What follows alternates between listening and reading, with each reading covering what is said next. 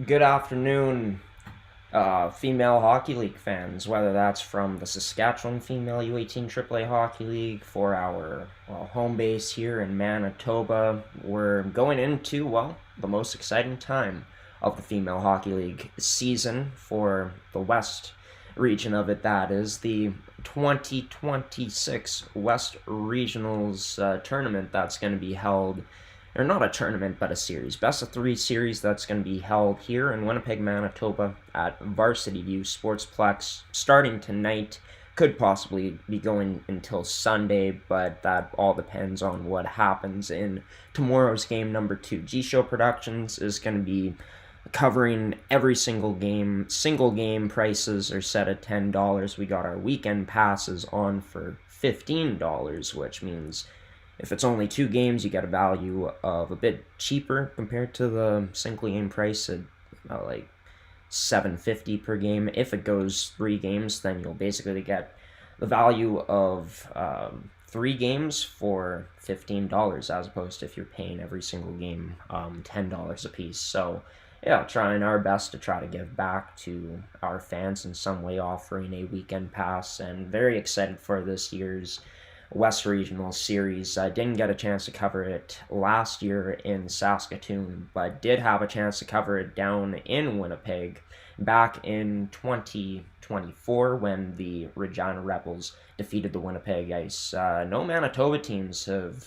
made it to the Esso Cup through this West Regional Series for a very long time, at least since the pandemic. It's been all Saskatchewan post-pandemic, which has been able to represent the West, and they've done a pretty good job doing so. Gold medalists 2 years ago, silver medalists last year, and then 3 years ago coming away with a bronze medal. But it's a new season. Anything can happen. Is this the year Manitoba breaks the curse? Will it be Battlefords year? That continues to be a franchise season for them, where they came away with their first ever championship in Saskatchewan Female U18 AAA Hockey League history. We're going to get into all of that in this episode. First off, to join me is going to be Ferdy Nelson. Since this is a Manitoba-based show, I haven't had a chance to really go over what happened in the MFHL finals, which me and Ferdy talk about that at length. We also talk about this West Regional Series, our thoughts on both sides. You're also going to hear from both coaches,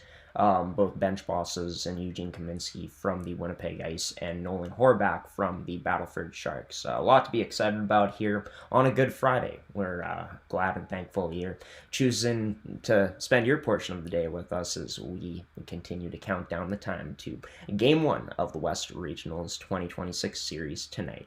Ferdy Nelson joins the show next. Ferdy Nelson joining this edition of the MFHL podcast. And Ferdy, we sit here today, days removed at this point, about 5 days removed from the Winnipeg Ice hoisting another MFHL championship, winning in four games in overtime over the Eastman Selects. Your first thoughts, how it all went down. A very strong Winnipeg team in the end, becoming provincial champs. Did we have this right this year? That's No, my first thought. Did we no. pick Eastman? Yeah, we did. Yep. What's wrong with us?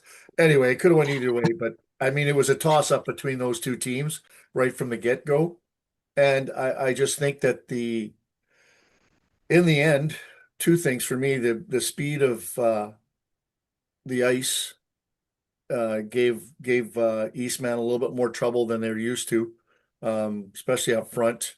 And the surprise play of a rookie, Isla Matthews, in net was a big contributing factor. And especially after Gina Plett had played so well against the Avros and then faltered in the first game of the finals, and to have a rookie come in and basically stone one of the top offensive teams in the league was huge. And another factor for me is you can't lose your top scorer in Delaney Rigaud and expect to make that. Everybody says everybody has to step up. And well, it's hard to step up. It's hard to find goals in the league as it is, with the way the teams are so tight and play so solid. And losing Delaney and even Ray was just, you're losing two of your especially Delaney Rigaud. I mean, she was number 2 in the league in offense all year.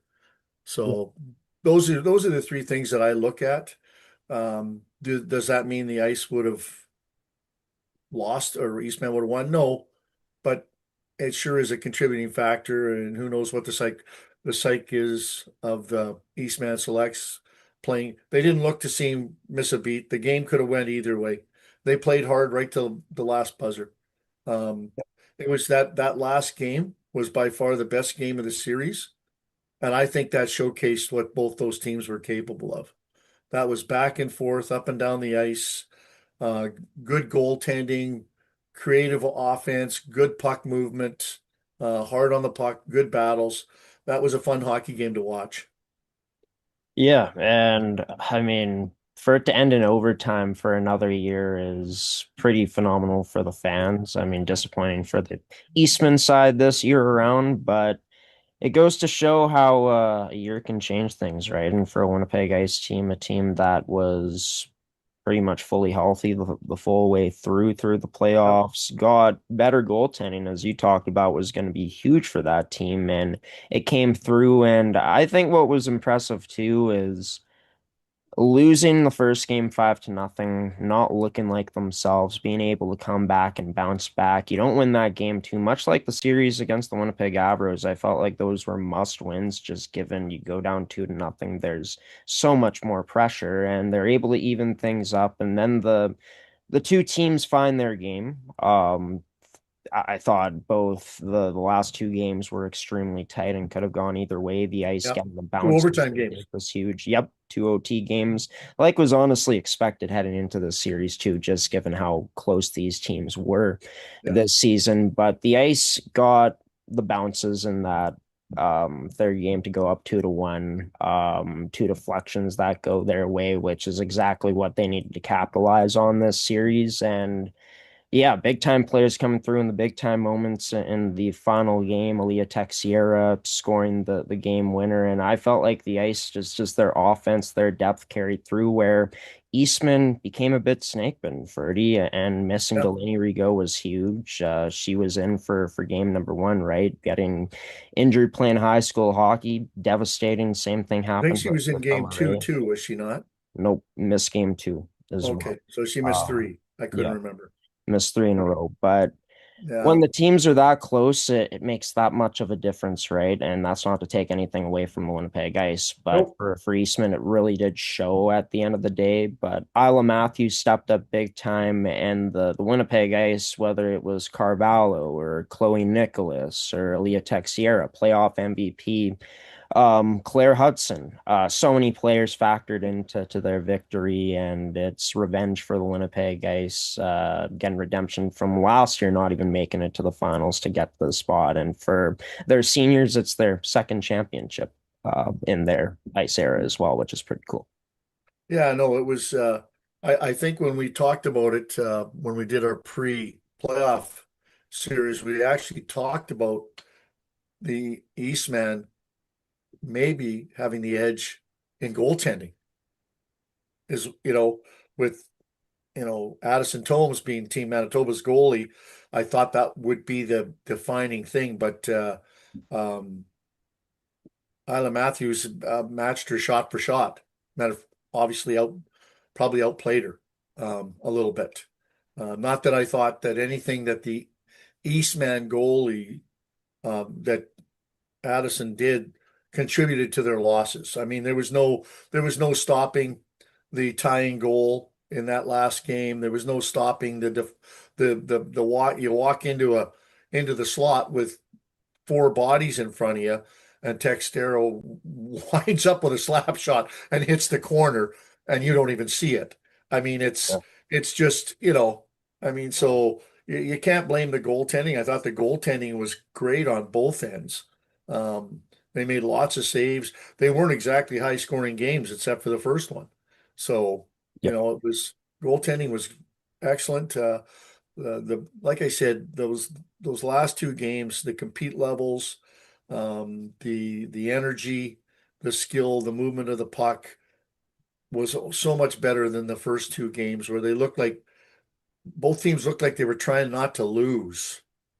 especially the ice in the first game. They were tentative, and they can't play tentative. They're all about speed and attack and pressure. So I think that came around to that. I think when I talked to Eugene Kaminsky, um, he talked about the practice they had next after that, and the heart to heart they had, and remembering their identity and working on it and coming out with a different mindset. And obviously, some teams might not have practiced with tight. And I think he did the right thing. I said that right away. I said, I'm thinking they need a practice because you don't get many in the playoffs. It doesn't have to be a hard practice, but you need to reset. And I think him having the practice and resetting was huge, huge to that team. Well, it just speaks to that experience he has as a coach and knowing what it takes and may take, right? Because maybe they still end up losing the series, even if you don't have that practice. And even if you have that practice and heart to heart and you don't win, at least you still tried to have it, right? And I think what's huge too was the gap in between game one to game two was the largest in the series, as it was Yeah. about 4 to 5 days rest compared to you go from Sunday to Tuesday to Thursday and then Saturday if you play that game five. But that a very smart move by Eugene Kaminsky, as you alluded to, and looking back at his decision to go with Isla Matthews in not only game two of the final series, but game two of the semifinals, she was able to pull out a win, and of course, both of those games. And I actually had a conversation with him yesterday, and he said that Isla ended up just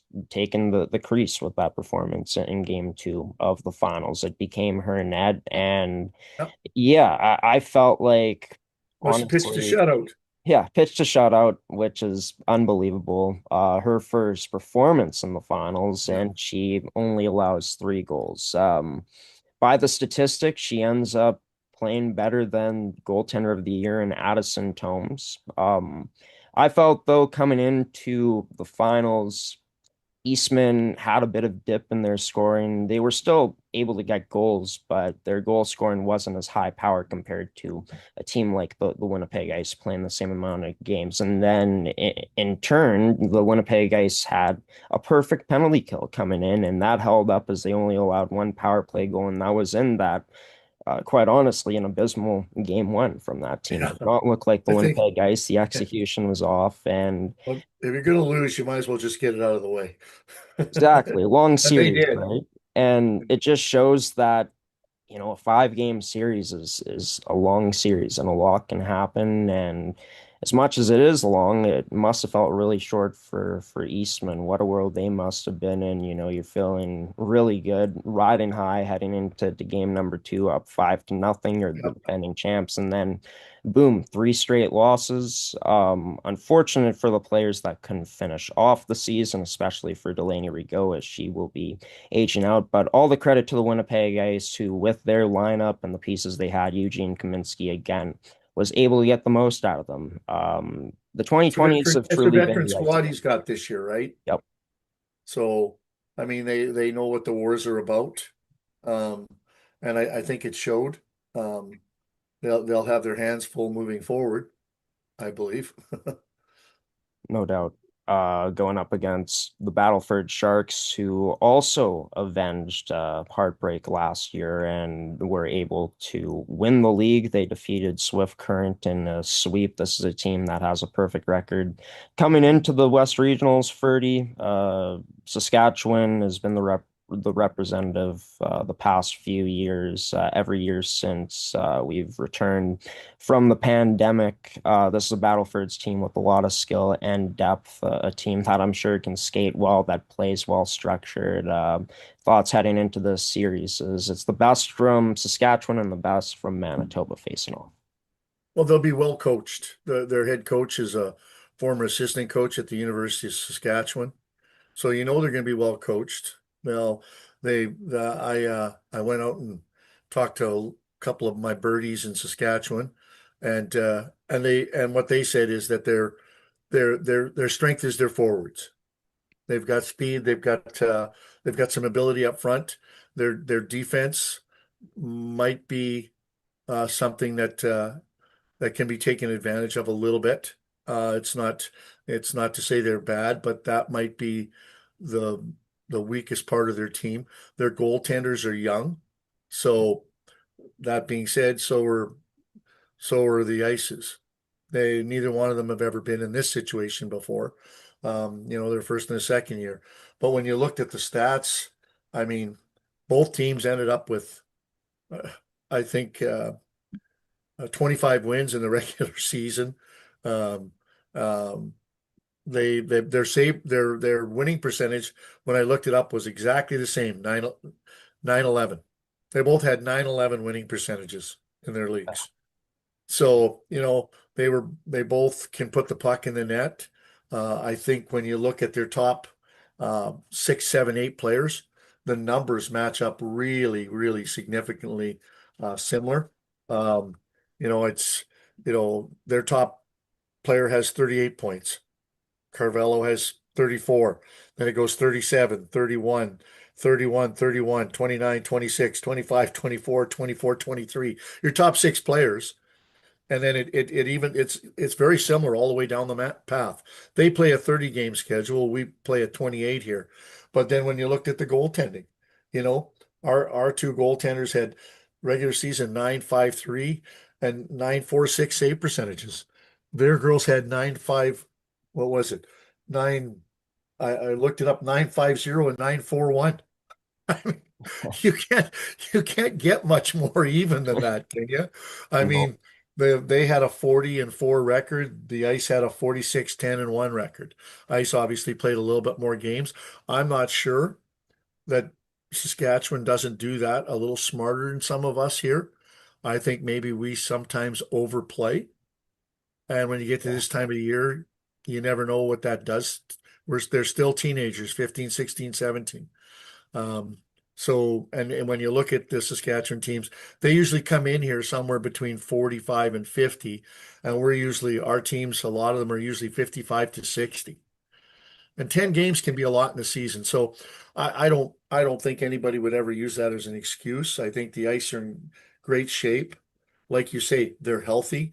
That last game, they had lots of jump and energy. I thought that was the most jump and energy they showed and especially from the first two games. So um, it's going to be a really even series. I think I hope, and Yeah. I hope I hope that we can finally end the curse here a little bit.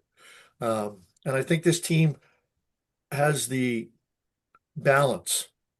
I don't think the Ice are loaded with a particular superstar. Like, you know what I mean? But I think they're so balanced. Yeah. I can't. I tried to look at some video of Battlefords, but in the end, there wasn't a lot that I could find. But I'm assuming they're similar, that they're a balanced team. It's not like 38 points in 30 games is, like Ivy Perkin did in our league. Where she has 60 some in 28 games as a leading scorer. But when you look at their scoring throughout their lineup on both teams, it's very balanced. You're not gonna you think you can shut down a number one line, but the number two line produces just as well as the number one line. So I think it's going to be very interesting to see how they match up with the speed because I think from what I've been told in Saskatchewan, this is an aggressive team up front. That's exactly the Ice's identity. And for teams to be successful against teams with skilled forwards, you both have to pressure the other team's D and keep the puck in their end.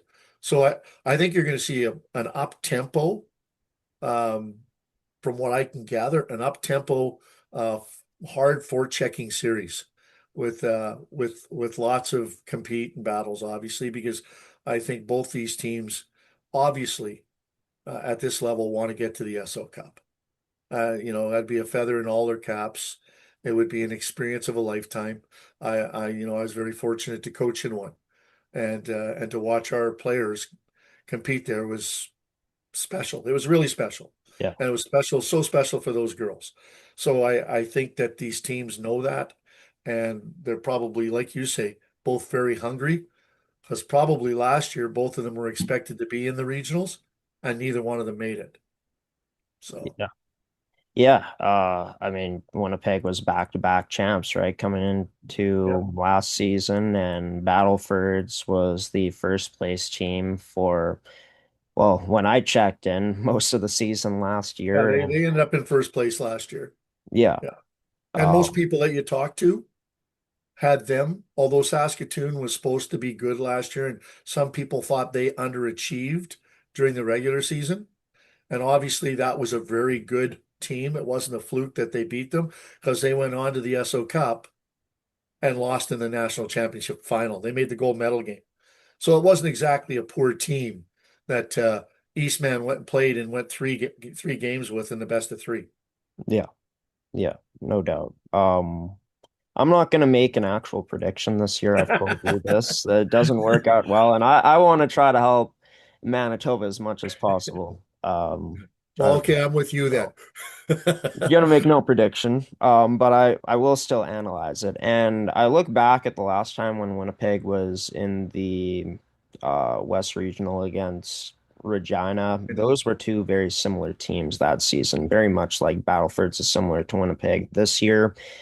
Felt like in that series, and even though there was a controversial call in game number one, that we could talk about that again another day because Yeah, we'll be here for a long it's time. over, But it's over, yeah. right? But it just felt like in that series, the stars for Regina shine brighter compared to Winnipeg's. On paper, it does seem like they do have a bit higher numbers in terms of the goal scoring, and Battleford's also playing a few less playoff games. They still play the same, but they still go through a perfect run. It's about how can the Ice's top end players elevate in this series. Claire Hudson, playoff MVP. I think could be maybe the biggest factor in this series if she continues her play. Maybe it's Carvalho for the Winnipeg Ice, but it has to be one of their stars needs to make plays. And like you said, Ferdy, they don't just got one, they got levels of different players that aren't necessarily Yeah, superstars, but I think elite level players. And then absolutely.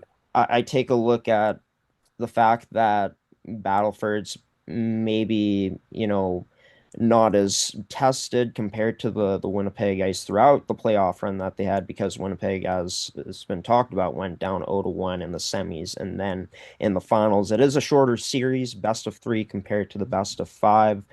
But if the Winnipeg Ice can get their forecheck going, can find a way to apply pressure and will the game into Battleford's end, I think if they can get that cycle established, they can do a lot of good things. And then you need to get the goaltending right. Yeah, Battleford's, I yeah, assume, is going to be a very well structured, very fast skating team, a team that's going to be looking to produce a lot of offense, of course, as the great teams have, going to try to expose the most dangerous spots in the ice, like the low slot, the slot, and Winnipeg. They need to be able to survive that. They've proven they have before, but can you play a rope-a-dope style if you need to, right? Where you're hemmed in your own zone, but you're getting the saves, the blocks, and then you can be opportunistic. There may be a few ways Winnipeg has to and needs to win this series. Can they capitalize on those opportunities and continue to get good special teams? A PK that only allowed one goal against, especially limiting the best power play in the playoffs at 55% coming into that finals in the Eastman Selects. They need that to continue against a Battlefords team that I'm sure will be loaded with their two units. yeah. I tried to look up their season records, even non-league, and I didn't find any real crossovers. Weyburn came to our showcase, and believe it or not, Weyburn beat the Ice first game of the season this year at my show. But Weyburn a month ago just gave this team one of their only losses Right. in January. So that's later in the season. When I looked at some of this other non-league play they had, you looked at the Ice and they ended up winning, the sports school challenge and beat RHA twice, who was fourth in the Canadian Sports School League, and the only team that I saw that that Battleford played was Shawinigan, who was about ninth, and they beat them 3-1 in the league. So there's not a lot of comparisons you can do with those kind of things. I just think that you have to realize that these teams play good schedules. They're both well coached. We've seen them play. We know they have skills. We haven't seen Saskatchewan, obviously, but you don't come out of Saskatchewan generally if you're not a well coached, uh, talented team. It's not an easy league to get out of. So in all, the last two or three series against Saskatchewan, the first year the ice went, they lost both games in overtime in Regina. Then the next year they lost their first game in overtime and then an empty netter. Last year Eastman went three with Yeah. a really good Saskatoon. So it's not like I don't I because we haven't been there to the Esso Cup it's not that I don't believe our teams aren't there with them, Yeah. right? Those are very competitive series when you get one that goes two overtimes, one that goes three, the full three, the other one had an overtime and an empty net goal. I mean, those are competitive series, and I think that's what this is going to be. And I think whoever has the ability to impose their identity on the other team the most will prevail. Will Yeah, prevail. I agree. And hey, I mean, the key to medaling in the Esso Cup has been going through the West Regional. Is the past three Saskatchewan teams, bronze, a gold, and a silver last year Yeah. from Saskatoon. So, like Well, that, Manitoba's right there for that's what I sure. mean. When people, I know the talk out there sometimes about the league and all that, and this year's playoffs were extremely competitive.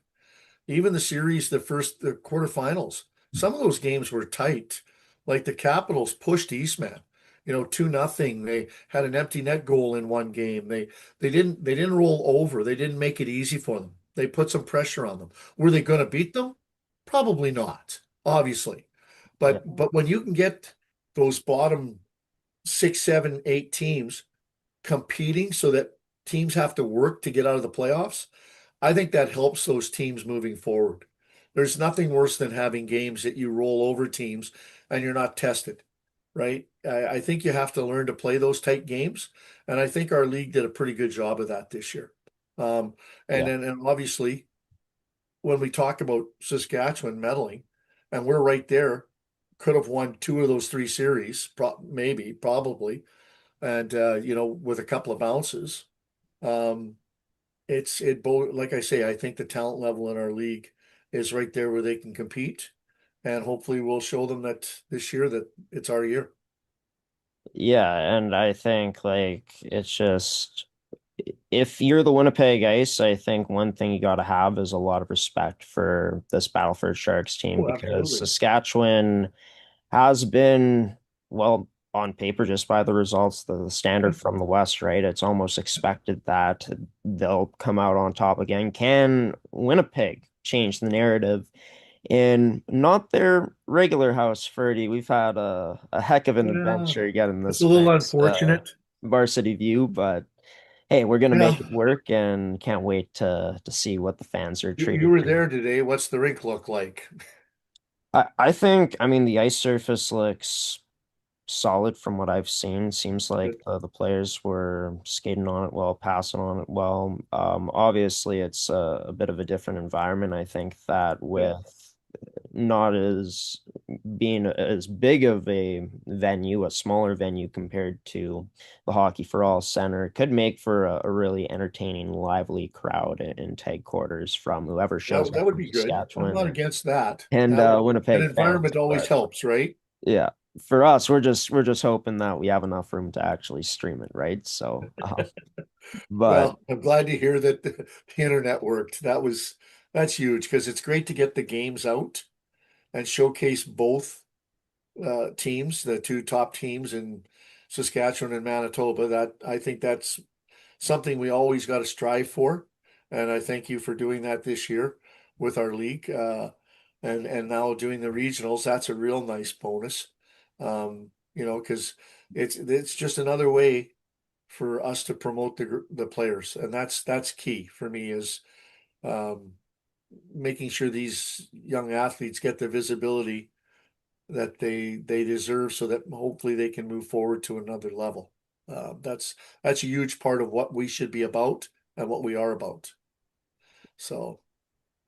Oh, for sure. And for us, I mean, one of the big reasons that I love doing this is to capture the moments, the memories for these players to look back at. And I mean, we have all our files archived, even though we've had to offload videos this year for storage reasons. But yeah, we've appreciated you guys going exclusive with us this year, and it's been a really fun year, and it's going to be a really fun conclusion to it from our end as is the final series before the qualification for the Nationals this year in the Esso Cup. Freddie Nelson joining this edition of the MFHL Podcast, our West Regional Special.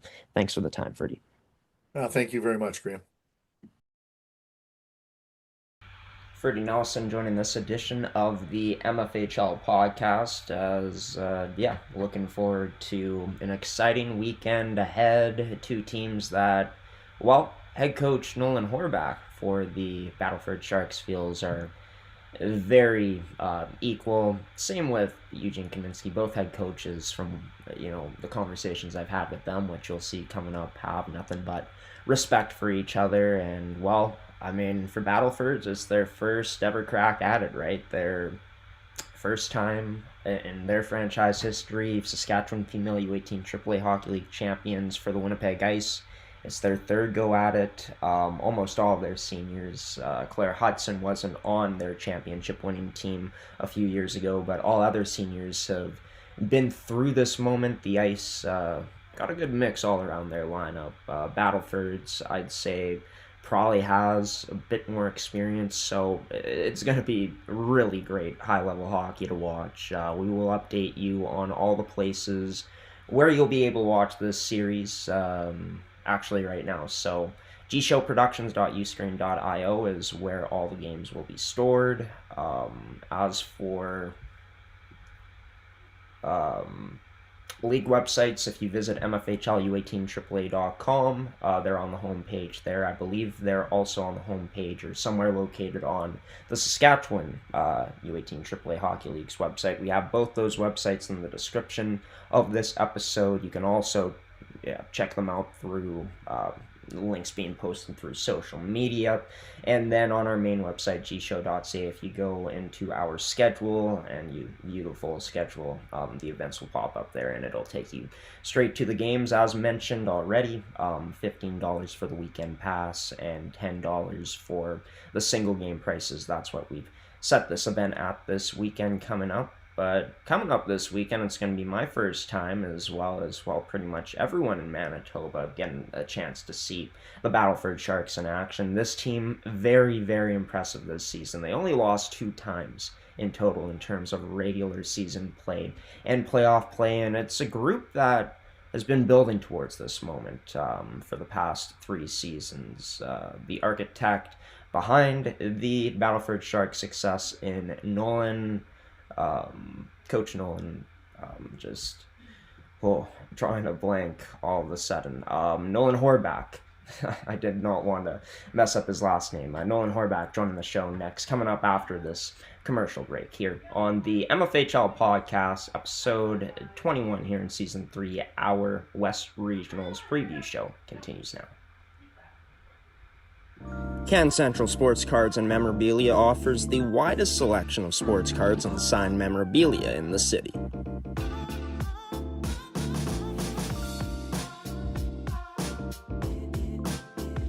For dedicated casual and new collectors, Can Central Sports Cards and Memorabilia has everything a collector could ask for.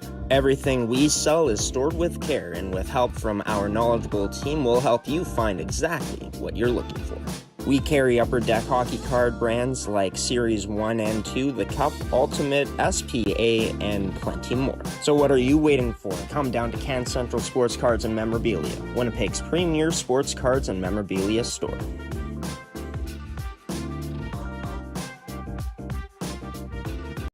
Head coach of the Battlefords Sharks and Nolan Horbach joining this edition of the MFHL Podcast, our West Regional Special. Nolan, your team able to get over the hump finally this year, winning a championship. Congratulations. Take me through what that championship run was truly like to see this group finally get over that hump.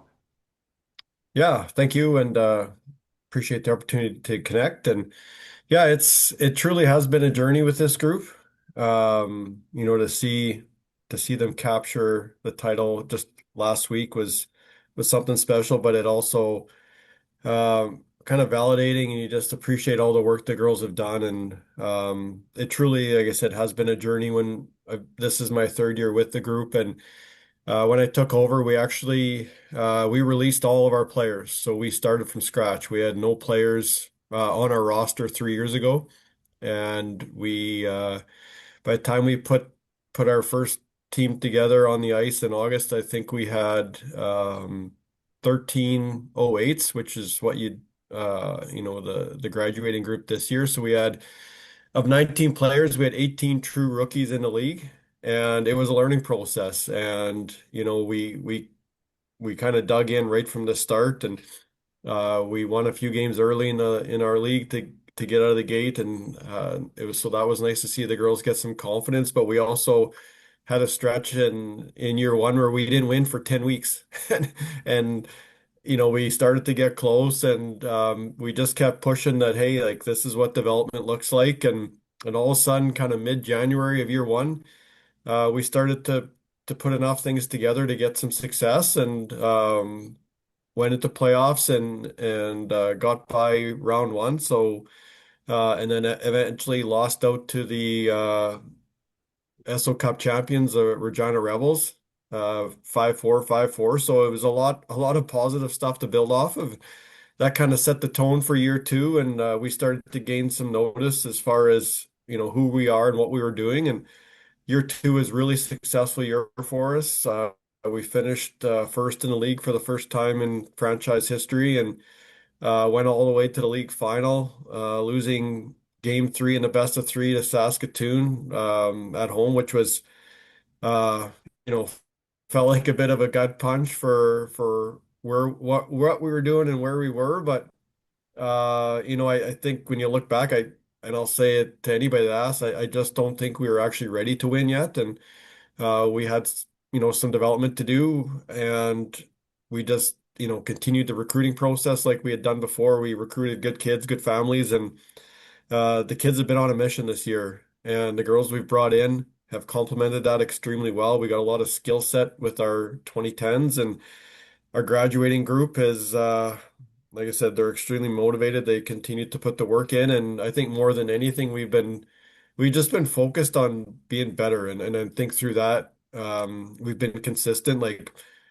yeah, like all teams, we've had goals, but we've never really chased the win. We've just focused on doing things that we want to do, and the result has been an extremely positive year. We've won a lot of games, and the games that we didn't win, or the games that maybe we didn't play to our standard, all it has been, we just kind of take a step back, reflect on opportunities where we can grow our game, and through that, I think we've evolved into the team you see today.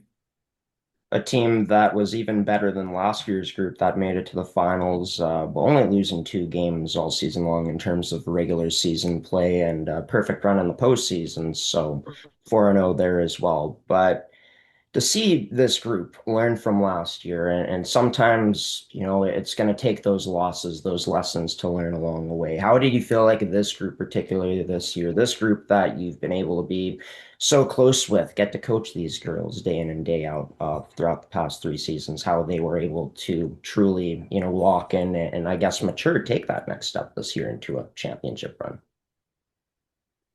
Yeah, I think again, I mean, admittingly, I think for everybody it was always tough when you lose when you're that close. But I think it was just a chance for kind of an honest reflection of, what it means to, be a teammate. And when we say that you're willing to do whatever it takes, um, and I think we honestly bought into that. And I would say, a deep team. We like to to roll our lines when we can and get everybody moving. And then when we get into situations where, maybe we got to kill a big penalty or we got the power play or it's the last 2 minutes and we're looking to shut it down. I think that's where we've really grown. And we've kind of set our standard, and part of our standard is, what we do right from when we get to the rink, but also, having the best bench.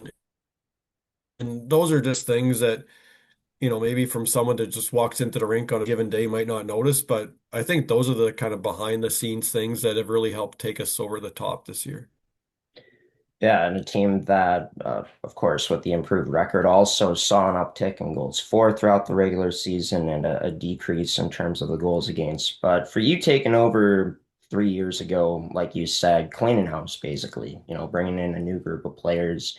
I know in Saskatchewan, like no one's bound to any regions or anything like Manitoba, so you get your pick of how to recruit, where to recruit, wherever. But that also comes with the challenges of you're competing with teams like the Reginas, Swift Currents, Saskatoons of the world. Talk about from day one what that mindset was of making Battlefords that ideal place to play for players in the league.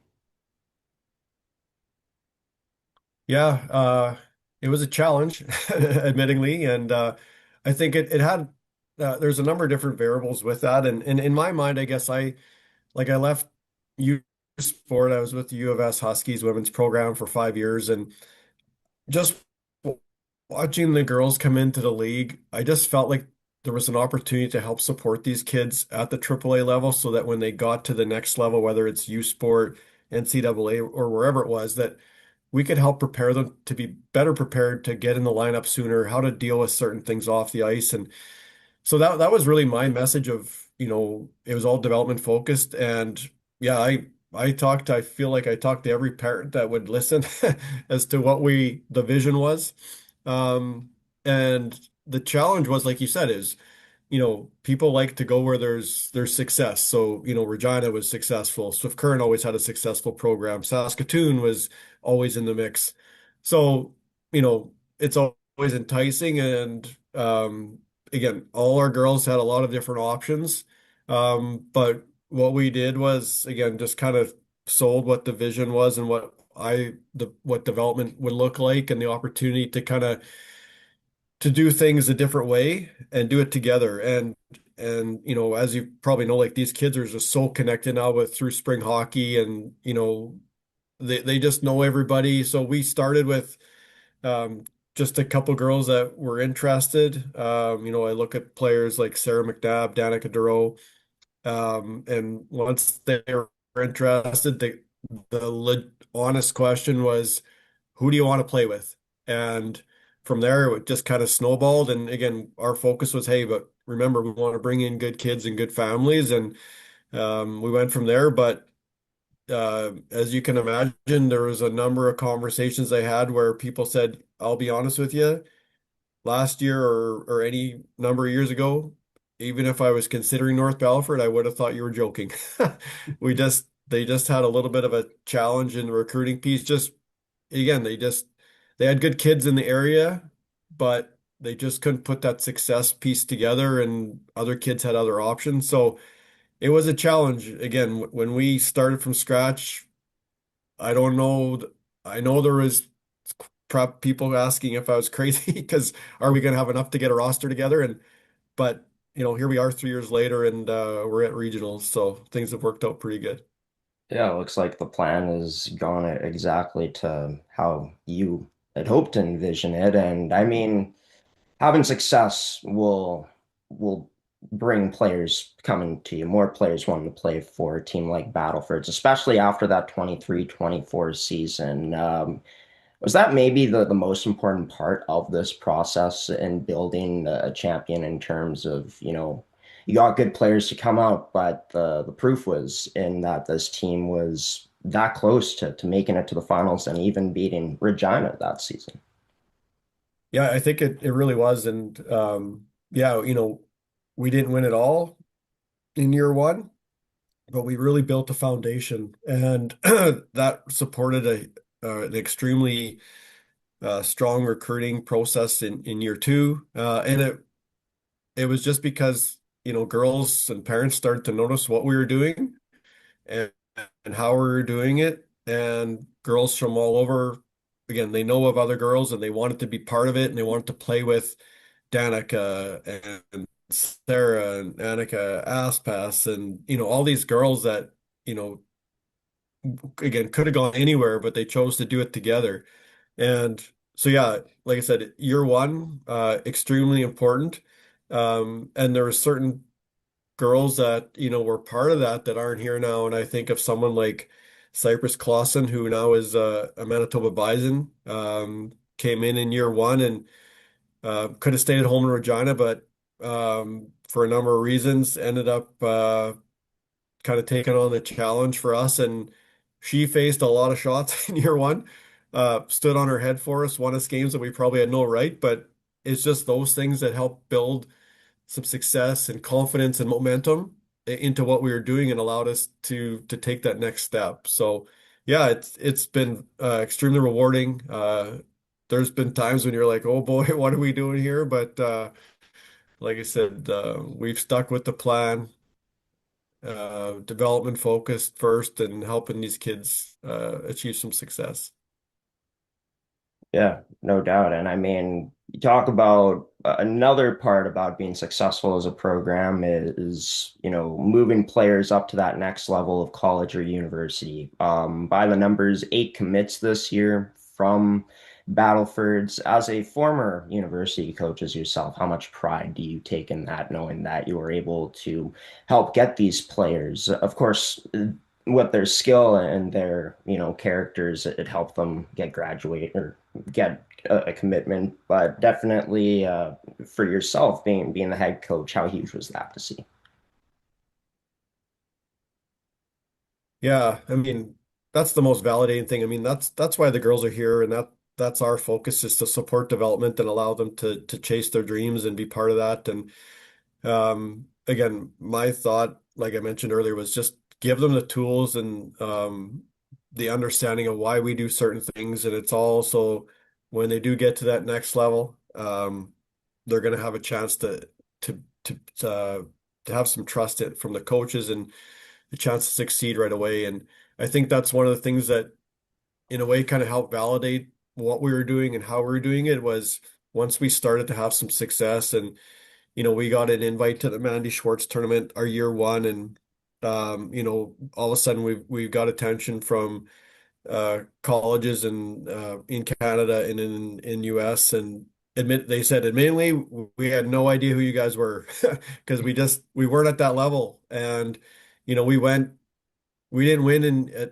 a game in year one in Mandy, and then but the feedback was we like how your kids are playing and we can see how they would fit into our teams and at that next level. So for us, it was validating and felt like we were on the right track, even though we think we know what you're doing, but sometimes you never know what's going on and outside of that. So we've stuck to the development piece, but to see these kids go through the recruiting process, which can be stressful on its own, but um, success brings on more success. And yeah, all of our '08 grads this year are committed. We've got like for example, Savannah Muka and '09 D is off to Maine, so she had a good recruiting year this year. And um, we got like I said, incredible group of tens that have received a lot of attention. And the further we go, the more eyes are on us. So I love getting emails and the calls from the coaches from all over, and it's tell me about this, and I'm glad to share all about how good our kids are on and off the ice. Well, I bet, and the more messages, I'm sure, the better. And I'm sure you've gotten a ton throughout these past few seasons. Yeah. You speak about your 2010s. Got to talk about this rookie goaltender in net, Aura Sem Valoris, an undefeated season. Unbelievable. You've had a chance, like you said, to coach great goaltenders before, but what stood out about Aura for her to, have the regular season she did, and for you guys to roll with the hot hand and her in net in the playoffs? Yeah, it's been special for sure. And, I think right from the very start with the recruiting process with Aura, when you get to meet her and the family, you kind of realize just not only how motivated she is, but just how grounded and just focused on whatever it takes to be better, whatever it takes to be the right teammate. Yeah, she does all the work off the ice, all the work on the ice. But a really good understanding reflection of who she is in one of the recruiting minutes. Like, I coming into the league as a rookie goalie, like how many games do you feel you deserve to play? And her answer was two. And I was like, oh my God, like you're gonna play more than two. But I mean, it just speaks volume, everything I can. And that's all she's done. Is she's come in, she's been an incredible teammate. She puts the work in. And to be honest with you, like I mean, both our goalies have been extremely good this year. Her and Mackenzie Seth, and there's tough decisions to be made, but anytime we've given Aura a chance, she's responded extremely well. And we probably don't win game two in Swift Current to win the championship without her. She was that good. It took us a couple periods to get our legs going, but she gave us a chance like she has all year and allowed us to go, and we ended up helping her out at the end. But yeah, she's been unreal. The kids in front of her have been unreal, and you alluded to our goals against this year, and very proud of that.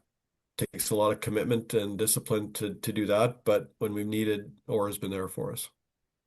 And gonna need these type of big time performances against a Winnipeg Ice squad, which you guys will be set to take them on tonight for the first time. But before we get into the actual games, had a chance to follow along with your guys' send off on social media. That happened on Wednesday, of course, on the bus all day yesterday. Yeah, I mean, all the pageantry, that type of moment. How fun was that being able to celebrate with the fans? One last send off before looking to come out on top in the West. Yeah, we thought it was an important opportunity to exactly that. Just allow our fans and young and old to come out and help celebrate what the girls have done. Again, first time in the history of the program. And since we did it on the road, we thought, oh, what better way to help send off and really finish off a great week. We've had a practice has been awesome this week. We've been upbeat, executing, doing what we want to do on and off the ice. So we're feeling good about it.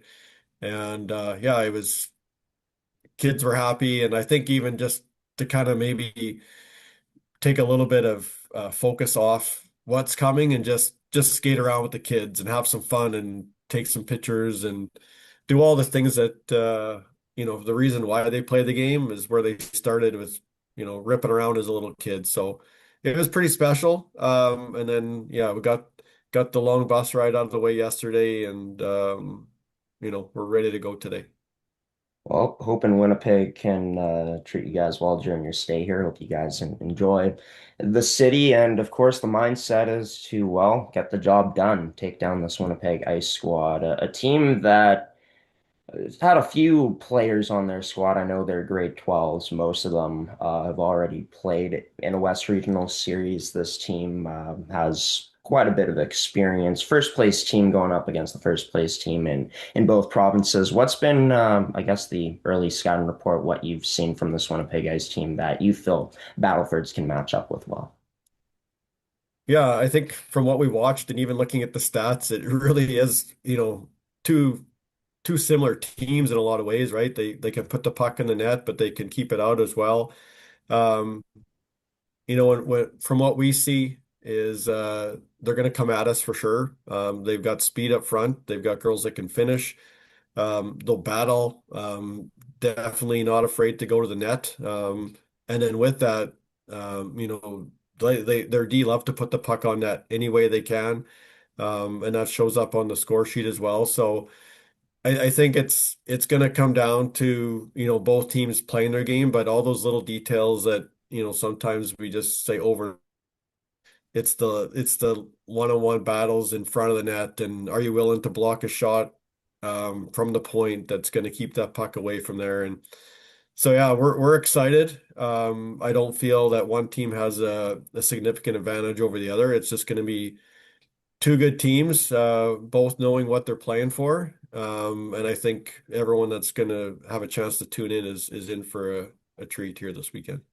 Oh, I think so. I mean, I've had a chance to take a look at your guys' finals film a bit. I've had a chance to watch the Winnipeg Ice all season here on our network. But yeah, both teams look very similar in terms of how they play the game, how they want to get things done. And like you said, I think I'm looking forward myself to what should be a great show put on by both teams this weekend.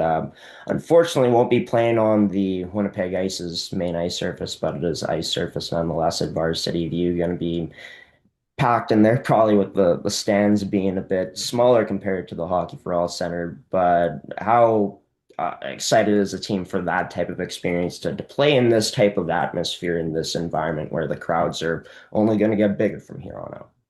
Yeah, you can just see it in the girls. There's a little extra. They get to the rink a little earlier, a little more hype in them, and uh, again, just seeing them do their thing. But then when it's time to hit the ice and they get running out there, and all of a sudden they hit it and they're flying. And I think, just taking a step back and you just see how good these girls are. Again, we keep hearing as we've went through the playoffs, more people coming out to watch the girls, and the common theme is I've never been to a girls game or this level. I didn't know it was that good.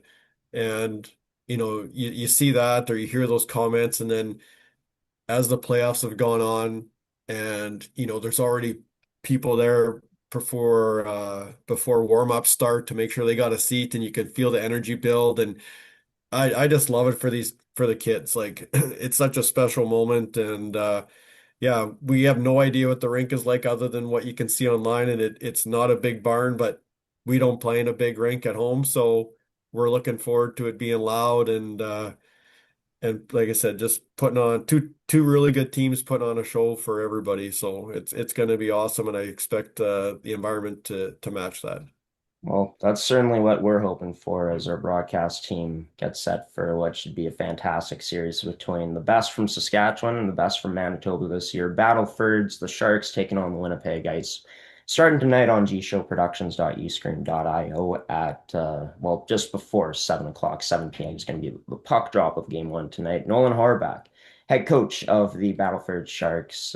Great to hear you guys got down okay, Nolan, and looking forward to, like you said, a great weekend of hockey. Thanks for taking the time. Awesome. Thank you. Nolan Horbach, head coach of the Saskatchewan Female U18 AAA Hockey League champion Battlefords Sharks, is for the first time in their history taking home the championship. And what a journey it's been for Coach Horbach and this group, like he said, blowing things up, starting from scratch 3 years ago. Well, 3 years later, it pays off big time. And I also thought it was interesting how he mentioned just about last year's team, even though they're probably the best season in franchise history up until that point. I didn't look back at every single season, but for Battlefords, putting up 23 wins in the regular season, making it to the finals, but falling short in the end to a very good Saskatoon Stars team. Well, this season for Battlefords, not only do they avenge last year's loss, they went up against the Swift Current Wildcats this time around, but a perfect run during the postseason. 2 less losses, as mentioned, this year compared to last year. A team that saw an uptick in goals for, going from 117 to 137 in the regular season, and seeing their goals against drop from 56 goals against to 41. That core still intact, like you said. All 08's graduating out of the program. This is a team that has not just one, but many pieces that can beat you, much like the Winnipeg Ice, right? And that's why this matchup is going to be so intriguing. But yeah, they ended up sweeping the Swift Current Wildcats in the best of 3 series, going a perfect 4-0 during the postseason. And when we take a look at overall totals from regular season, playoffs, all those games. Danica Duro, no one had a better season than her points per game wise, but then like I said, like they got many pieces that can beat you, right? Annika Aspis, Brooke Weber, a rookie, Julia Poole as well, making huge contributions as a rookie, Maggie Rockman, Sarah McNabb, and then on defense, Savannah uh, Mucha. I'm not sure if I'm pronouncing that right, but a team that has levels of talent that can beat you, and a team that was backstopped by two really good goaltenders. And I think that's also something that these two teams have in common. That even if, let's say, Aura Samballaris, has to be pulled for having a bad game or whatever reason else, Mackenzie Seth has proven time and time again that she's very capable of doing the job. So very excited to see the Battlefords Sharks going at it this weekend against, well, Manitoba's best in the Winnipeg Ice, as you'll be hearing from Eugene Kaminsky, head coach of the Winnipeg Ice, coming up next. We go through what this year's championship run was like. He reflects on this year's team compared to Ice championship teams of the past, and then his thoughts on the upcoming series, how his Winnipeg Ice team has been preparing for this upcoming Battle of the West between his Winnipeg Ice and the Battlefords Sharks. You're watching the MFHL Podcast. Eugene Kaminsky, head coach of the Winnipeg Ice, joining the show next.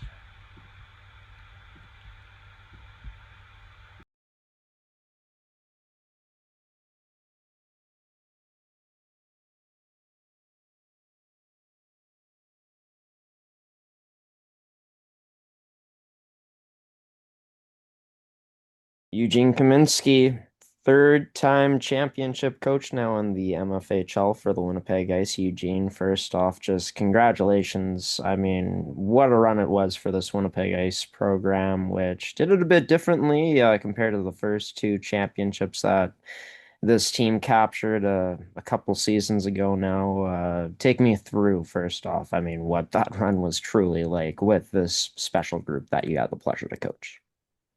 Yeah, we talked about a lot of the stuff during the season. And I've talked about this in the past where we're always building towards the playoffs. So everything we do during the season, all the ups, all the downs, all the things that we can learn from, hopefully will get us prepared going into the playoffs, because we know at some point during the playoffs we're going to experience some sort of adversity at some point.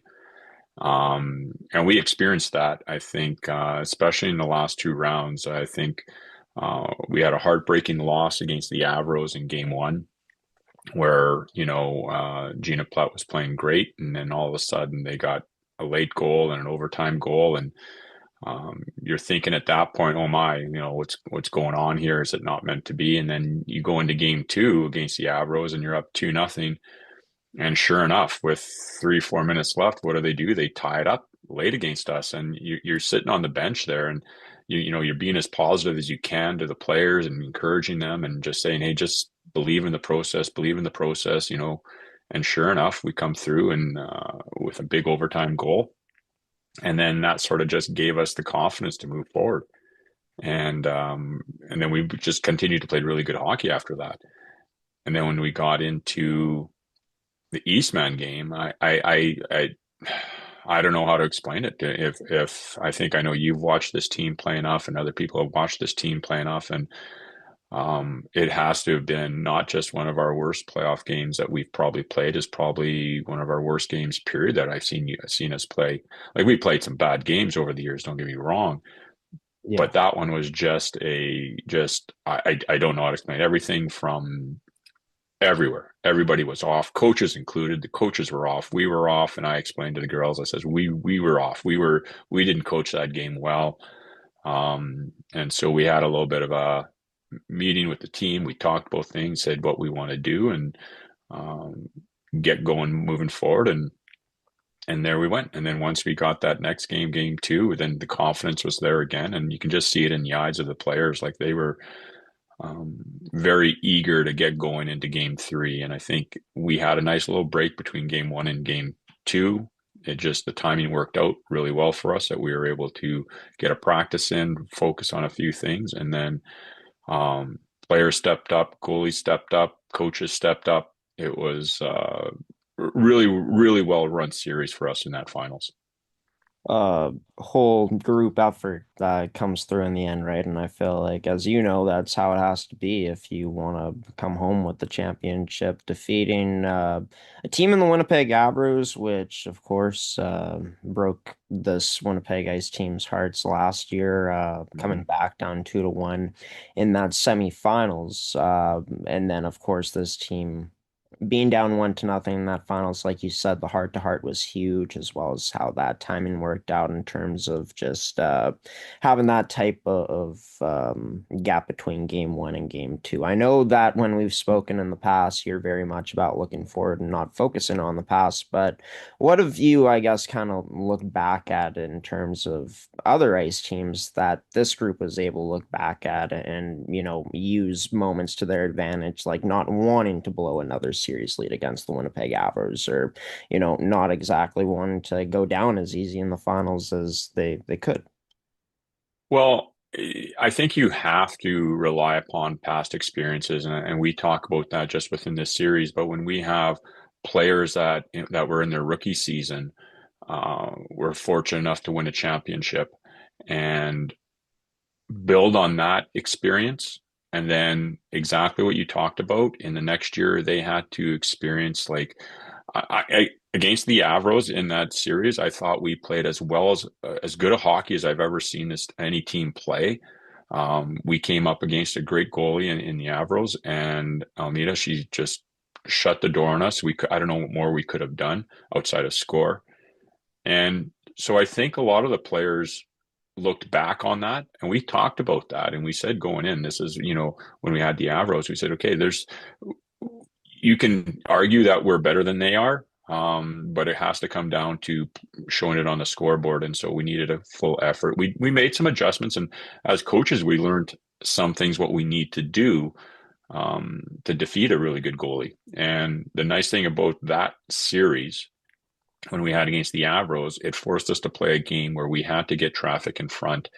And being fortunate enough to win that series and knowing that we were going against another strong goalie in Addison Tomes, we knew that if she can see the shot, we're not going to score on her. And if you take a look at a lot of the goals that we scored on her were either screen shots, maybe deflections, or definitely rebounds coming off. And that was a major part of our game plan against her, was just get as many pucks as we can towards the net. We're not expecting to score on the first shot, but let's see what we can do on the second and maybe third shot.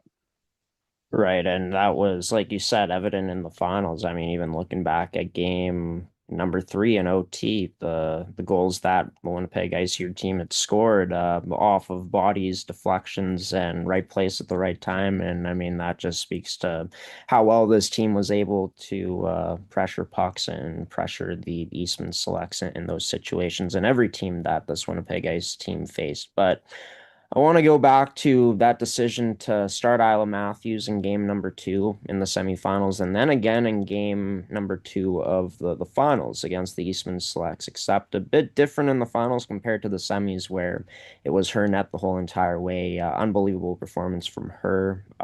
Specifically, I know we talked on the phone a bit about this a few days ago, but let the viewers in on what that decision was truly like to trust the rookie in the net at the end of the day. Well, we had a meeting with our goalies prior to the playoffs and everything, just gave them a sense of what the expectations were and what our plan was. But like we said, everything was going to be subject to change, and we were very confident with going in with Gina in the playoffs for sure. And we saw that against the Avros, like she played fantastic for us against the Avros, so we were very confident going into the first game against Eastman and having Gina playing net for us, and she's played great for us. But like I said earlier, like the team didn't play well. Like we had an off night, and we said, well, okay, we made some changes. We're going to make some changes, and we made some adjustments from the forwards and the D, and then we made an adjustment with the goal, and we said, okay, well, let's both goalies like throughout the year have been fantastic for us. So there's not much difference from that. And exactly what you mentioned, the real deciding factor for us was to start Gina was the fact that she had another year experience, and Isla was a rookie coming in. Hate to say it, unproven in this type of situation. We didn't know what we're getting. And part of me was I didn't want to put a player in that position in her first year. But under the circumstances that we had, we said, well, she's played well for us. And we also knew that she had beaten Eastman twice already. She hadn't lost to Eastman in 3 games this year. So we were confident with her going in the net. And we said, here, it's your net. See what we can do with it. And after that 2-0 performance, we were hard pressed not to put her back in the net, and it was a easy but difficult coaching decision. Because we have a ton of respect for Gina, and we knew she wanted to have that net, and she handled it like a pro for sure. She understood the situation, and I said, "Okay, we're going to go back with Isla." And when Isla won game 3, we decided, well, we got to keep going with this. It'd be foolish for us not to make that change now. So, and Isla played great. So, to credit to her, to a kid put in that situation, a rookie, high pressure, everything on the line, and she came through for us. So yeah, I'm very proud of her. What's unbelievable too is she's got 2 more years after this, and then Gina Platt, of course, going to be coming back next year as well. But when you have a type of season like Gina Platt had, for her to not get the start, that could go one or two ways sometimes with goaltenders, right? Either they fall in line, or maybe they could dispute it. But Gina, as well as everyone on this team, seemingly were able to find their roles and play them to a T. You've coached championship teams before, teams that have made it to the finals and have fallen short that one time against the Wildcats in the first crack at it. But how would you describe this team compared to others in terms of how everyone was able to come together as a team? Well, I think the biggest difference from those previous teams, and they were very talented and very strong teams that we had in the past, and this team is just as talented. But I think our top end talent was not the same as maybe what we had in previous teams. And it forced a lot of our players to step up and exactly we say, find their role, find what they were good at, and execute at it. And it was our job as coaches to put those players in those opportunities and give them those situations. And I couldn't have scripted it any better for each individual that they performed really well in any given situation. So, I think there's still more coming. I think there's some players that are still got more to give, but I think some players sometimes had to take a different, even though they were some of our offensive players, they sacrificed some of their offense because they knew how important the defense was, and that's what we were stressing. And they did that because they knew how important it was for the team. They knew how important it was for the individuals. And it was one of the things we talked about in our meeting. I told the girls, I said, we got some grade 12s here. This is their last kick at it. And this is the last opportunity you guys are going to be able to play together. So we all have to buy in and we all have to work together and have that effort. And then I also said, for those that you're going to be returning, you never know if you're going to get another opportunity. So you have to make the most of it. And and they did. Like really, the last 3 games against Eastman, they played as well as anybody could against a really good team. Knocking off a provincial champion team is not an easy thing to do. And they had the experience, and they also had the desire that they wanted to win that game. So we had to work as hard, if not harder than they did. And they did.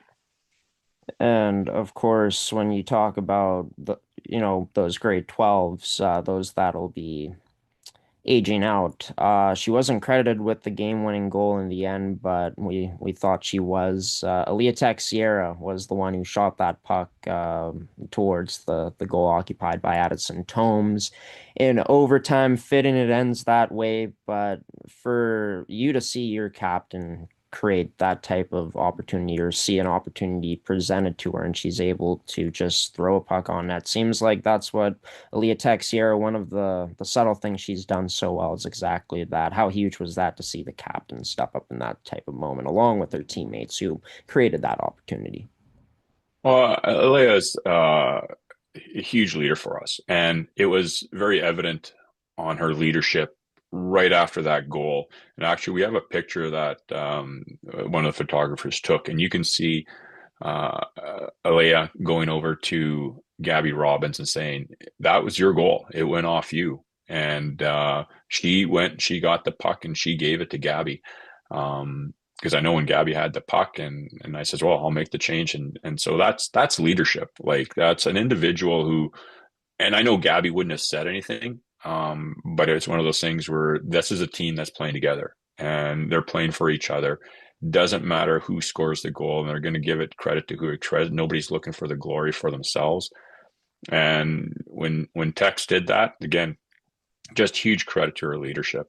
And the interesting thing is, in game two, Chloe Nicholas's goal in overtime, or sorry, game three, Chloe Nicholas's goal in that game, it was Aaliyah that took the initial shot. That was the rebound off, and Chloe finished it off. So, and that's the thing, she may not be getting all the big headlines and glory, the picture of the winning goal and type of stuff, but she's the one that's setting these goals up. So I'm very proud of our captain, and we couldn't have been more excited about for her. Yeah, she just, makes the simple plays, right? And that was on display in the postseason. And simple plays can lead to big opportunities, as we saw, as you pointed out, on that goal by Chloe Nicholas to put the ice up 2-1. But I know that I had a conversation with Ferdy. He told me that you leaned over to him and said, give the MVP to Claire Hudson. What a season from the senior defenseman that's come such a long way. Didn't even start in the Winnipeg Ice's program, came over last year, not a part of the original seniors to win on this year's team, to win 2 championships, but getting that championship that I think just adds on to a great resume to an all-time great season from Claire. Speak about why you felt, though, specifically why she should have gotten the MVP over players like Carvalho and maybe others. Oh yeah, like there is a conversation. I know we even talked about that Cassie was another one that was significant for us in her contribution to the team. Like she easily, and I think no one would have argued as well that if Cassie had gotten the MVP, I think, and we had that conversation, I think she's probably the only girl that scored a clear shot on Addison. Like that was in that game, in game 4, she came down and she ripped one past her coming down the wing. So again, which was a huge goal for us to get us started. But Claire's contribution was just not limited to the offensive side, and she was a beast offensively. Like she was able to get pucks to the net. She was able to find players. She was able to make her assist. She was able to get some timely goals for us, as you can remember. But I think even more importantly was her control of the game defensively. When pucks were behind the goal line, Claire was able to manage it. She is probably the least panicked individual I've ever seen back there as a defenseman. Like she is so calm, cool, collected. If she's not, she hides very well, because when she has pucks, there's no panic on her. She uses her partner, Chloe Delacouille, very well. They work so well together.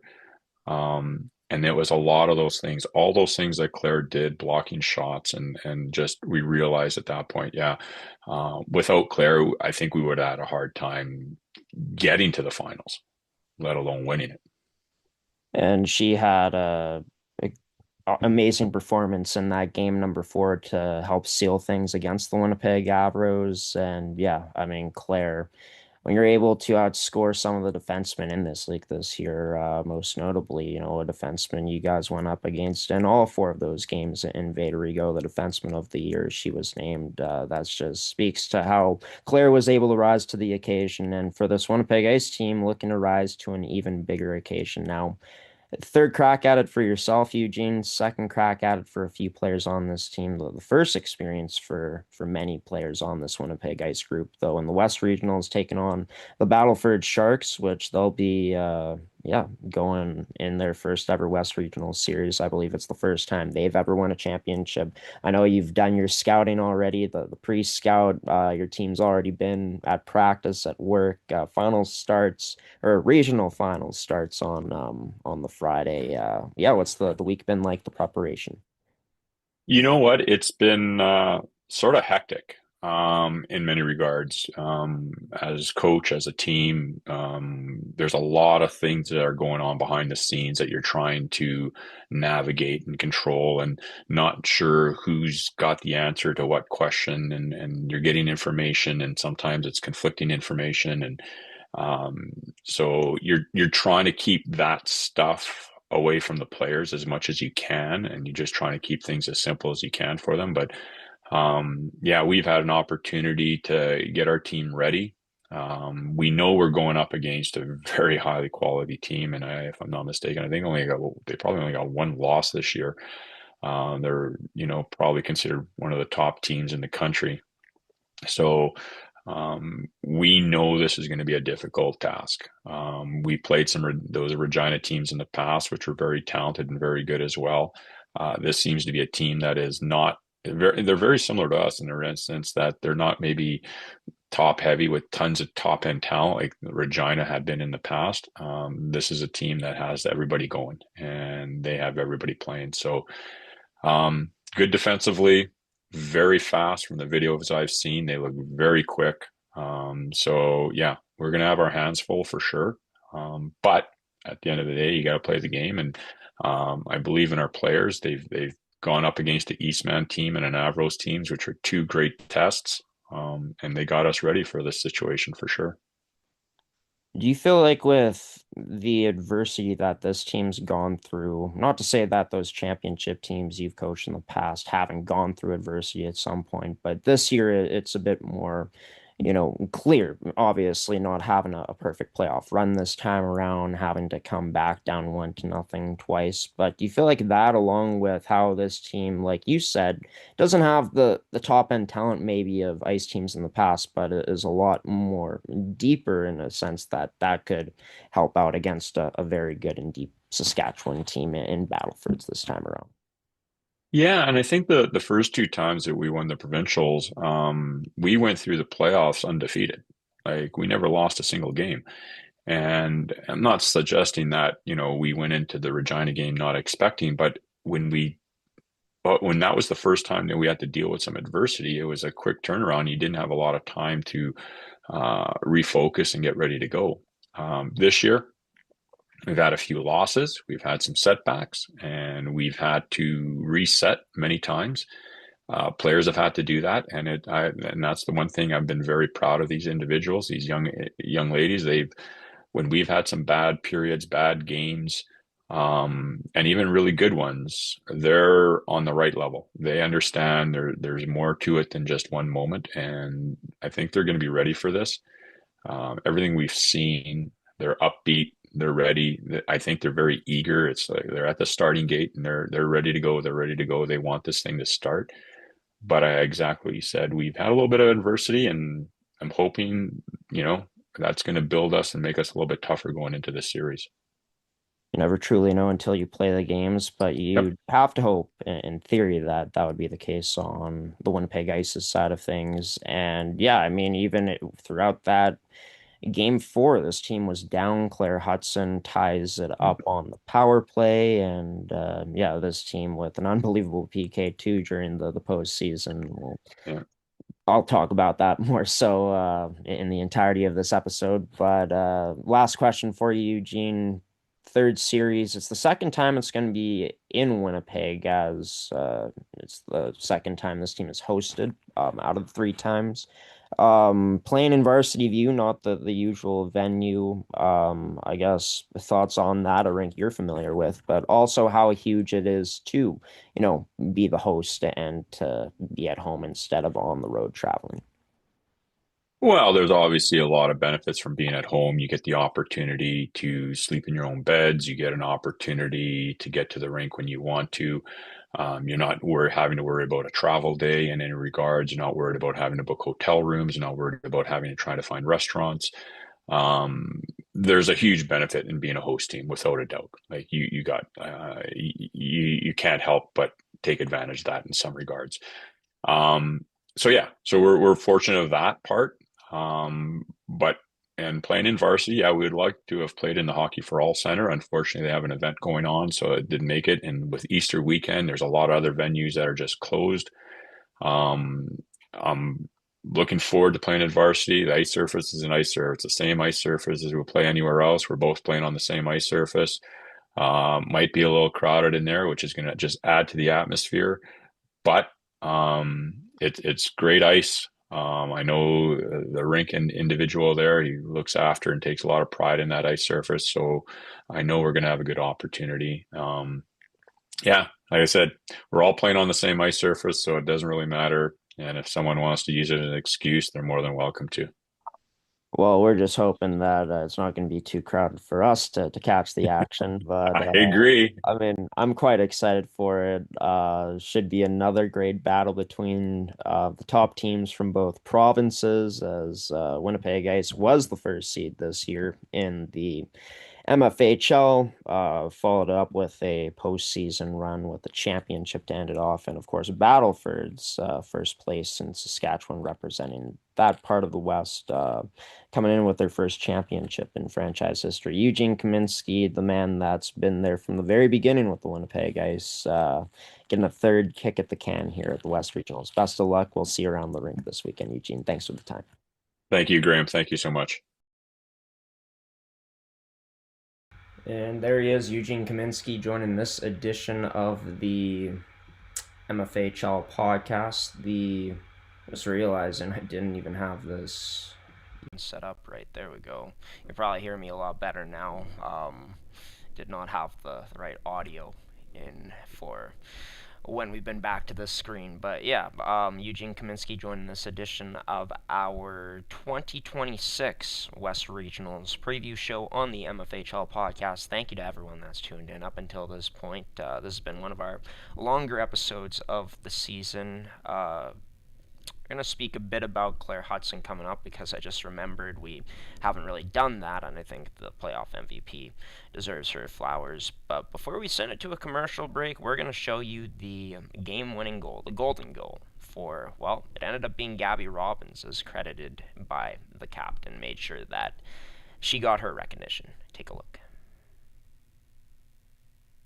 Back to Hudson. Hudson bombs this in, cross ice, goes off for a change. As Veda Rigaud, or rather Beavis, turns this over right away. Rigaud, nice defensive stick in front to take that away. A blast through, scores! Winnipeg's golden! Third championship in franchise history to stun the Eastman Selects, dethroning the defending champs. What a scene!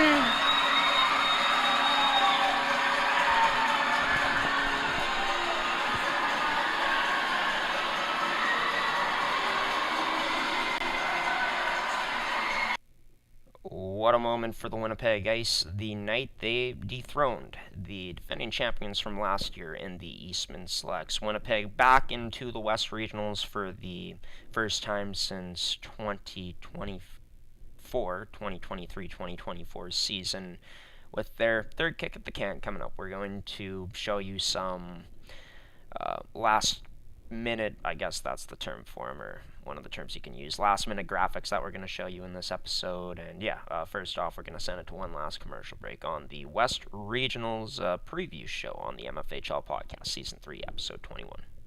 Can Central Sports Cards and Memorabilia offers the widest selection of sports cards and signed memorabilia in the city.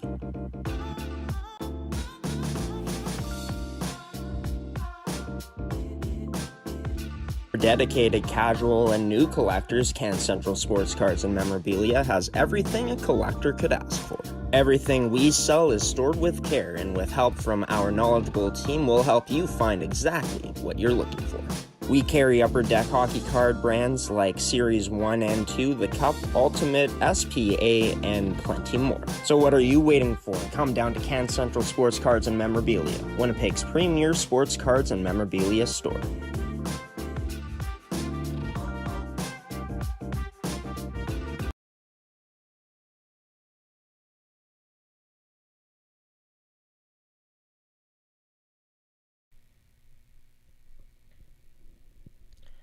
And welcome back into the 2026 West Regionals preview show, as it's going to be the Winnipeg Ice taking on the Battlefords Sharks. The moment is almost finally here. It is officially game day, but we won't be able to see these two teams in action until 7 p.m. tonight, 6 p.m.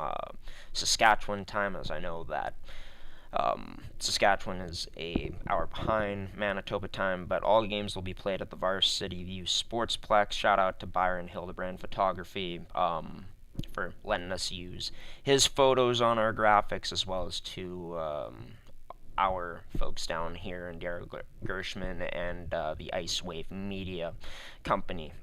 Single game passes or single game prices are $10, $15 for a weekend pass, which is all available on our website right now. And yeah, this series going from today until possibly tomorrow. You can find where to watch the games. There's many different places. First off, gshowproductions.ustream.io, where all the games will be carried. We unfortunately don't have an app made, so you're just going to have to watch it through that website. Apologies about that. It's something we're hoping we have next year in place, which is an app. But if you go to SFU18AAA HL.com, in their news section, they've posted the games on the MFHL's home website, MFHL-U18AAA.com. They've also put the games on the home page. I know Battlefords has been posting them. They got them in their bio on Instagram, as well as they've been sharing stuff on Facebook. gshow.ca is another place where you could watch it. So there's many different places. We're trying to make it as easy as possible for as many people as possible to be able to tune in from all those different destinations. But before we get into the team previews, the last take on it, but yeah, we talked about so much. Meant to talk to Ferdy Nelson about this, but Claire Hudson being named playoff MVP, tied the game in game number 4, had significant moments throughout this postseason. And for Claire, I mean, from the back end, like Eugene Kaminsky talked about, not only the offense was spectacular, but her ability to shut down the opposing team's best players at a high level consistently throughout the postseason, right? And, well, defensively, she was very impactful in the postseason. Also, very impactful in the regular season too, as she had the most points out of any defenseman in regular season games, playoff games, and total games played. She finished tied 3rd in the postseason in points with Callie Lavallee. And yeah, Claire, not only did she put up the numbers, but she put up the numbers in clutch moments. No goal more clutch than being able to tie that game up in game number 4, setting up what we saw in overtime. So to watch Claire's evolution has been unreal. Winnipeg is going to need her to be at her best, as well as the rest of their group. This weekend coming up, as they'll be taking on the Battlefords Sharks, as that series starts tonight, as mentioned, 7 p.m. Central Time here in Manitoba. Tomorrow's game will be at 5 p.m. Manitoba time, and then 3:20 p.m. will be game number 3, if necessary, as the road to the Esso here in 2026 continues. The path having to be Varsity View in Winnipeg, Manitoba. And when we look at both of these teams, like, pretty even. This is their regular season and postseason records all combined into one. And yeah, I mean, Winnipeg Ice playing slightly more games compared to Battlefords, didn't have the perfect postseason run like they did, but still pretty close both these teams are. Battlefords hasn't lost a game in 13 games. Winnipeg, they've known what it's like to lose and bounce back in the past little while, more recently, so maybe they can use that to their advantage. But I think, like Nolan Horbach talked about, this series is going to come down to the little things. Both of these teams are pretty evenly matched all across the board. Penalty wise too, like they both play an aggressive style, both have spent some time in the box this season. I expect for it to be physical, for it to be fast paced, and yeah, everyone that gets a chance to watch this series is going to have a heck of a time, I think, especially if this is like your first time watching female hockey. The biggest difference for the Winnipeg Ice in their past 2 West Regional series, like they lost twice in overtime in their first crack at it. Last time, though, in the series that we had a chance to cover on our YouTube page at the time, both teams were pretty evenly matched, but it seemed like Saskatchewan side, Regina, just their top end talent, their superstars, ended up executing a bit better. So will that be the case this time? I think the best player in this series is Danica Duro, a 1.6 points per game average, which no one really comes close to that. But they got other pieces, Annika Aspis, defensively, of course, Savannah Mucha has been really good this year, second in assist on the Sharks this year, and then contributions from the rookies, right? Brooke Reber having the most points with 36 and 34 games played in a rookie season on the squad. And then goaltending, Aura Sembalaris, unbelievable season as a rookie, top of the league in every single statistical category, and then a pretty good second goaltender for this team in Mackenzie Seth, who she'll be ready when called upon.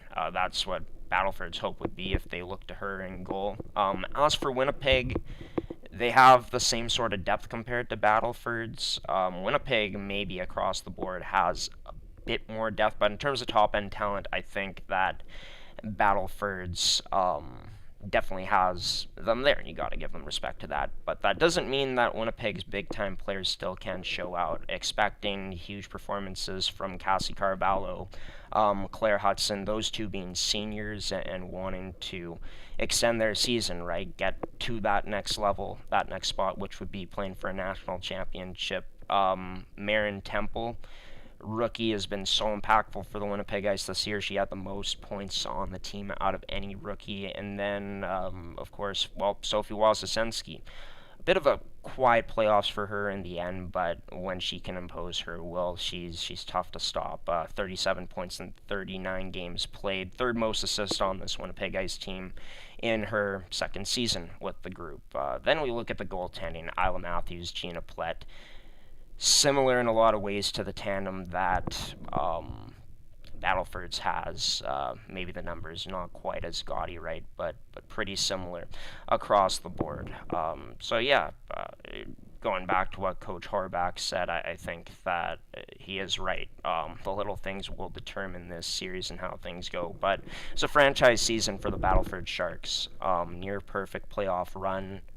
Or a perfect playoff run, a near perfect season in terms of regular season and playoff record combined, captured their first league title in franchise history, and now the question is, what's next? Is this going to be the time for Battlefords to make it through into the next round, or will it be Winnipeg's time? 0-4 all time in the West Regionals. They've never won a game in the West Regionals, but this is a whole new year.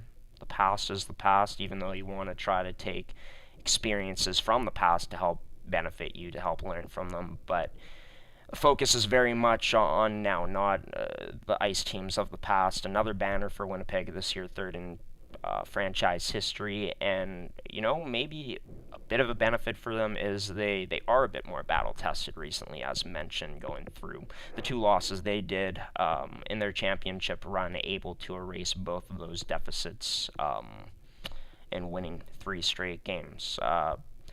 Always interesting, too, to see how a Manitoba team will fare in a best-of-3 compared to best-of-5, as that's what their teams are more used to playing in. But we'll say last year, Eastman was 1 game away from winning. They just couldn't get the job done. Can the Winnipeg Ice get the job done this year, or will it be the Battleford Sharks, who it just feels like a year of destiny for them, being able to finally make it over that hump after losing in a heartbreaking final last year?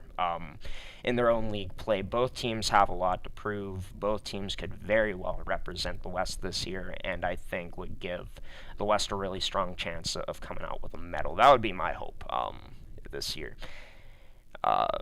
When it comes to the Esso Cup. But as for the West Regionals, provincial pride on the line. Winnipeg is the host for this year's series. We hope you enjoy our content and have enjoyed our coverage to start off the first day of the West Regionals. Game time goes at 7 p.m. tonight. We're going to start our pregame show at the latest 5 minutes before, but we may give you a 10-minute pregame show coming up tonight. And I think the greatest part about our coverage coming up is that portion of the money you spend is going to go directly back to both leagues, both teams. So it helps benefit